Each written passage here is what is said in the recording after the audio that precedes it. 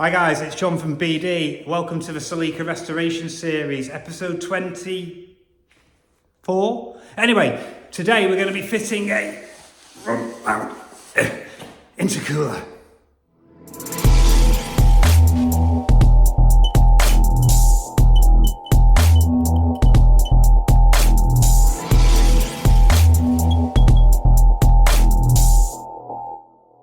So we have the front end of a Celica, all the fiberglass Carlos Sainz bumper, everything all fitted. It took ages to line everything up, and now I've got to do the glorious thing of take everything apart, and that is because we have a RC bumper bar, and we need to see if that fits, and also we're going to go try and fit the front mount intercooler. So let's take it apart.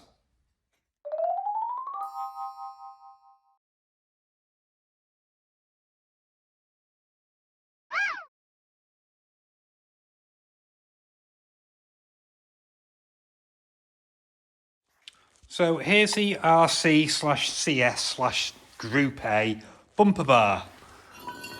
That bolts onto there, blah blah blah, that goes into here. Brilliant. Essential when coupled with the RC bumper, because the bumper bar fits hopefully very nicely and snugly into this part of the bumper, leaving all this area free for intercooler activities. And essential in case you have a front end impact. A lot of people don't run them, which isn't a problem if you don't want to, but I'd rather sacrifice a couple of €100 or dollar or pounds, it's all pretty much the same now, isn't it, on that crumpling with these. That's what would take the impact rather than my lovely fresh front end and big intercooler. Obviously a massive impact, it's going to write it all off, but better to be safe than sorry. So let's weigh it up. It comes with hardware. It's not an original one, it's come all the way from Poland. And let's see if it fits, and then if a bumper goes back on. Boom. Right, let's have a look at this. So I'm assuming that we'll put these bits in first, and we'll go from there. Right. Let's have a look.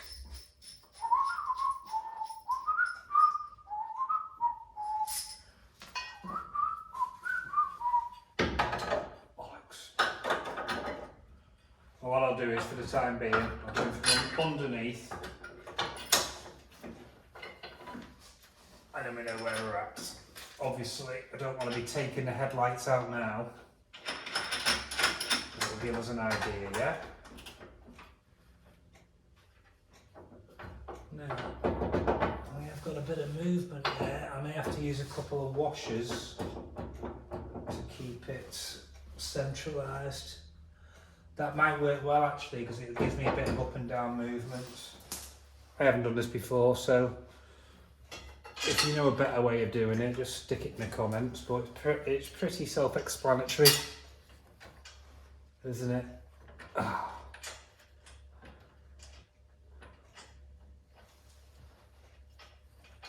The weight of this compared to the original bumper bar that comes on the non-CS model, it's unbelievable. It must be 15 kilos, the front bumper bar on the other one. So all that weight I'm going to save. But then I'm going to stick a big intercooler on it. Okay, so that's it. I won't bother with the other two. There's no need for now. We're just mocking. And we do have, that does fit, and we do have a little bit of up and down movement. So this is going to be the tricky bit now of seeing if we can get the bumper on. It's going to fit in and not damage the bumper. Fingers crossed. Apologies if there's any swearing.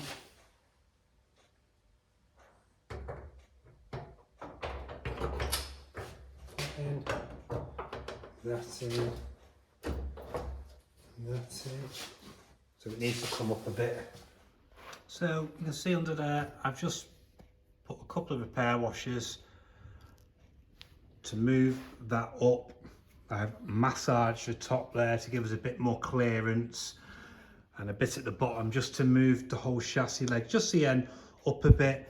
I've adjusted this as high as I can get it without having to make a slot in there to give us a bit more movement. Hopefully that will be good enough.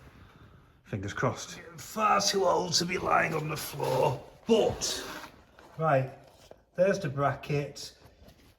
Here's the bumper bar. It fits in the bumper. I could probably go forward another 10 mil or something. So I do know that if I'm having fitment issues with the intercooler, I can go forward 10 mil on a bumper bar, but it fits.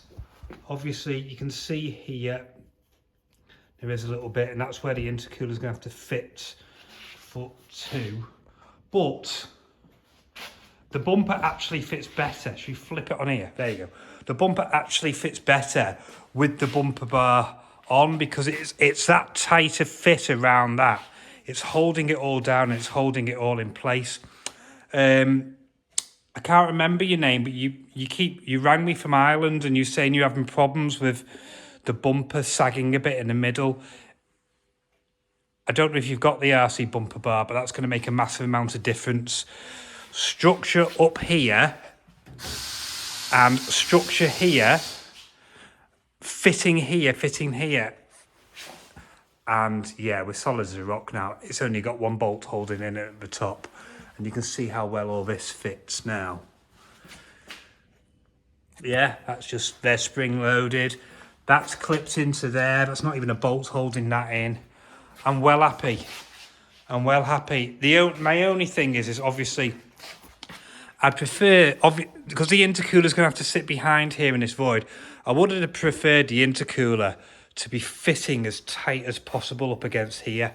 Then I wouldn't have to be worrying about putting a black mesh in or anything like that. But, you know, it is what it is. I made up with that. Right, let's crack on with the intercooler. Right, here we have a front mount intercooler and the associated hard pipe kit for a Celica st185 GT4. Third take doing that. Right, so this is the full kit for my GT4. It is a replica one. It's come from China via eBay. It wasn't expensive and I purchased it about 18 months ago. Yes. Anyway, the problem I have is the gap in the front of the Celica bumper is 820 millimeters. Yeah, I'm British. I deal in centimeters and millimeters, not inches. Okay, now this is a great intercooler. Even though it's a cheapie, it will still do a good job. And I believe this intercooler is very similar, if not the same, to Mitsubishi Evo 8.1. A lot of guys run the Evo 8 intercoolers because they're lightweight and they work very well. Great. Now, this is designed for st185, not necessarily a Carlos Sainz, which has obviously the bigger hole. 820 millimeters. This is about 630 millimeters. And I'll be honest, I've weighed it up on the car and I don't like the look of it. It will work very well. And what I'll do is I will insert a picture here or here of how it looks when you fit this on an RC or a Carlos Sainz. And I've been umming and ahhing and I haven't been very happy about it. And there's also a few things which have changed as well. See how I'm pointing my measuring tape at you? There's a few things that have changed in the fact that now I'm not using the standard inlet manifold. I've got a side feed inlet manifold. So a lot of the piping is going to, or all the piping is going to have to be handmade or modified from the original piping. So anyway, I made a conscious decision to go a bit silly. So what I've done is, I've ordered this. Oh. You can see the size difference. It's black, boom. and it's a bit more modern, and this one is 820 millimeters. So it's basically the same size. There will be a very small gap left to right, doesn't matter, but this is going to be much better because we all know bigger is better. Right, so I've removed the bumper once again, left the bumper bar in place because we know the bumper's fitting around that. So if the intercooler fits behind this, then we're golden. Brilliant. So I've measured the gap between the two holes. They're the same top and bottom. And that's 60 centimetres, 600 mil. I've eyed it up on here, and luckily for me, touch wood at the moment, that hole in there and that hole in there is exactly the same. So if I can drill these out to fit the M8 bolts through, in theory, I can put the intercooler in from underneath, attach it through bolts via this slam panel, and I should be able to raise and lower it, or using either spacing it out with bolts or pulling it up tight with bolts. I have had to remove the centerpiece, this center brace. It's fouling in here, so that's going to need modification, but it's difficult to film while I'm doing it, but I'm going to try and get it in place and see where we're at. Step drill.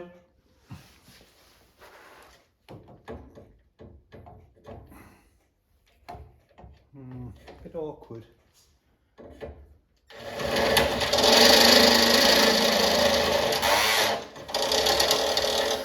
Come on.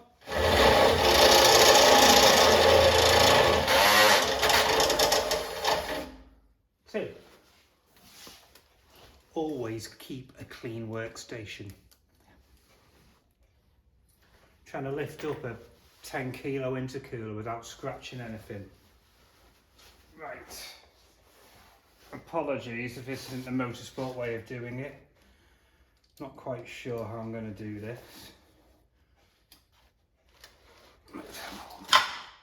Note how I've wrapped the intercooler with cardboard.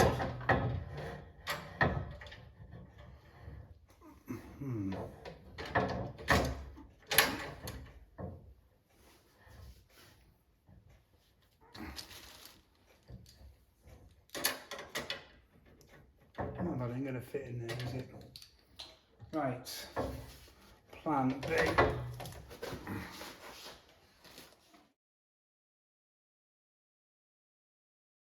Ooh, bang! Check it out. How good does that look? I so want to take the cardboard off, but I'm not going to. Look how big it is. Right, so I've only done the top fixings, but the main thing is it fits. I've used different size bolts through here to be able to space the intercooler up and down. I'm going to use 5mm shorter. I'm going to take a little bit off these bolts. I can just move it up a little bit more. I want it as tight as possible because at the moment it's just above the lower level of the bumper. So the more I can move it up, the less chance there is to ground it out at any point. And then when I've got it exactly right, got these spaces here, which I'll machine down to fill that void and to lock it all in nicely. I'm really impressed by how it looks. It is massive. It is well and truly overkill, I know that, but I'm not quite sure what power I'm going for on the engine yet. You know, I could be going 300 and I could be going 400. You know, it's one of those. If I'm going ECU and turbo and injectors, you know, it's one of those. It's no difference on price really between 350 and 4. So there we go. And I'm going to make the lower brackets, which are going to go from here, bracket up onto there. Lovely. Another thing I'm going to have to make is this support bracket. that goes from the top there where the bonnet latch connects the top to the bottom, gives it all its strength. It's not going to work. I could drill out the spot welds here and modify it and all that, but I think it's going to be easy to make a new one. It's critical, this. Oh, let me put that down. Oh. Like I said, it is critical because this is where all the bonnet catch attaches, and can you see that? That's no good. And if it's linked top to bottom and it's linked to here as well, it ties everything together. Now, I do have a fiberglass bonnet, which is really designed to have bonnet pins on it because it's a motorsport one, but I'm going to try, because air flows through it so well and the vents at the back and stuff, I am going to try to make a plate and see if I can keep the original bonnet catch on. So yeah, that's the only bit of fabrication I'm going to have to do on this part of it. There we go, all built up, looking lovely. So I'm going to make some lower brackets for the intercooler. It is quite a distance away because it's a 100mm thick intercooler, and then there is a bit of a gap, and then there is where it connects to the bottom slam panel, whatever you want to call it. So I've made this template out of cardboard, and it's basically going to sit like that. I'm going to make it out of alley, so I'm making out some decent thick stuff. So I'm literally going to, I'm going to make a template one out of this thinner alley, bend it to shape, make sure I've got it right, and then use the slimmer one as a jig, and then bend this, literally drill a couple of holes, one will mount straight in the intercooler, and the other one I'll probably have to put a riv nut in the bottom of the panel, and then that should hold everything in perfect. What could possibly go wrong? Right, so once again, I'm lying on the floor in massive discomfort, but I have made my bracket, my template bracket, and the way it's going to work is it's going to go on the bottom of the intercooler, and I'll be able to move it in and out, and then obviously drill a hole for that. And then I think this hole's fine. On the other side, it's not great, but I'll put a riv nut in there, and this will be obviously a lot thicker, and boom. Just simple like that. And then it'll be fully secured top and bottom and not reliant on the pipes holding it on. All right, so let's make the big bracket now. Yes. So here we go. The brackets have been formed. I did them both at the same time. So they're both equal basically. And we can check them up against the dummy one I made. There we go. Perfect. So we'll go test it into the car, and we'll see where we're at.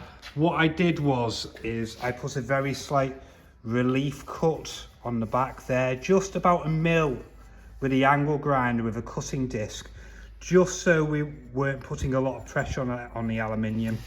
So do it on the inside, and it's going to close it up. You can argue it makes it a little bit weaker, but I wouldn't want to be, well, if you struggle to bend that, what's it, 5mm thick, 4mm thick, something like that. So yeah, boom.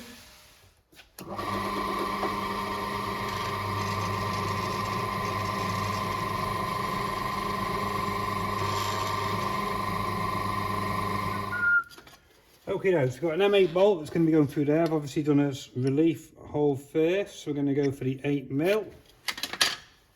Put this one in. Is it going to reach? Yes. Drilling holes. Man tools.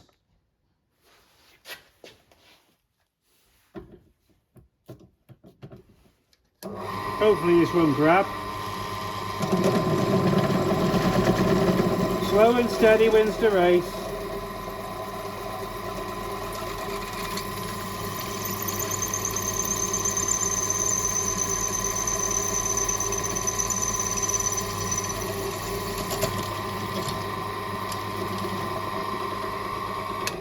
Ooh. Right, let's see if that fits in. Like a glove.